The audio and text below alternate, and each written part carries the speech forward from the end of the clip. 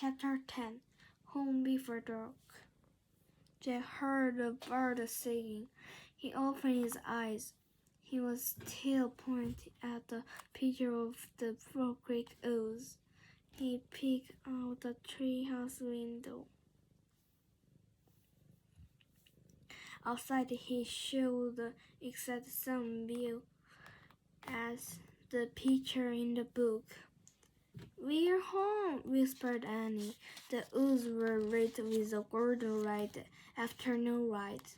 The sun was about to set. No time had passed since they'd left the Frog Creek. "Jack! Annie!" a voice called from the distance. "That's Mom," said Annie. Jack showed their mother away. She was standing in front of their house. She looked tiny. "Annie! Jack!" she called. Annie stuck her head out the window and shouted, "Coming!" Jack still felt dizzy. He just stared at Annie. "What happened to us?" he said. "We took a trip in a magic tree house," said Annie simply. "But it's the same time as when we left," said Jack. Annie sighed. "How did it take us so far away?" said Jack. "And so long ago? You look at the picture in a book and said you wish we could go there," said Annie. "And the magic tree house took us there. But how?" said Jack.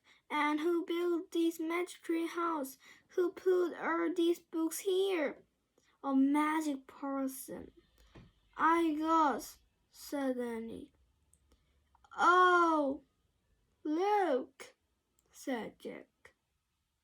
"I must forget about this." Jack reached into his pocket and pulled out the gold medallion. "Selma lost this back here," he said, "in Dinosaur Land. Look, there's a letter M on it." Annie's eyes go round. "You think M stands for magic person?" she asked. "I don't know," said Jack. "I just know someone went to that place before us."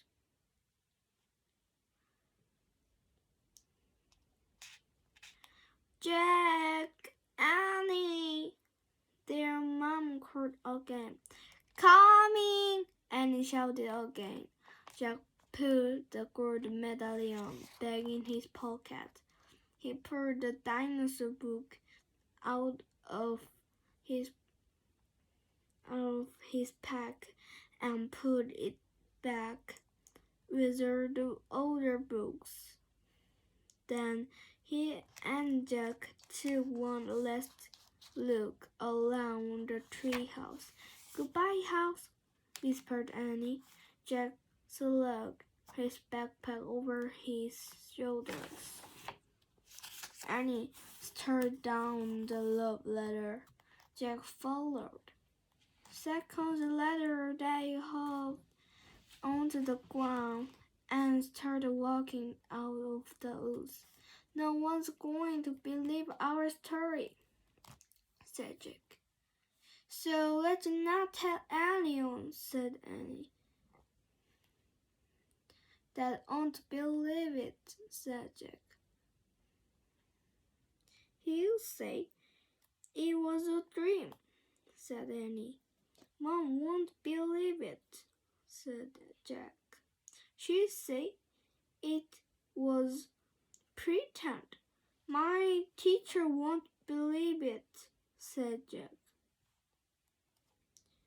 She'll say you're not, said Annie. We'd better not tell anyone, said Jack. I already said that, said Annie. Jack sighed. I think I'm starting not to believe in myself, he said. They left the woods and started up the ladder their house. As they walked past the house on their street, the trip to Dinosaur Time did seem more and more like a dream. Only this word and this time seemed near. Jack reached into his pocket. He clasped the gold medallion. He felt the engraving of the letter M.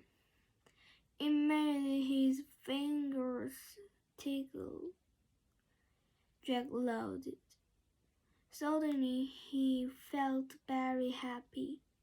He couldn't explain what had happened today, but he knew for sure that their trip in the Magic Tree House had been real.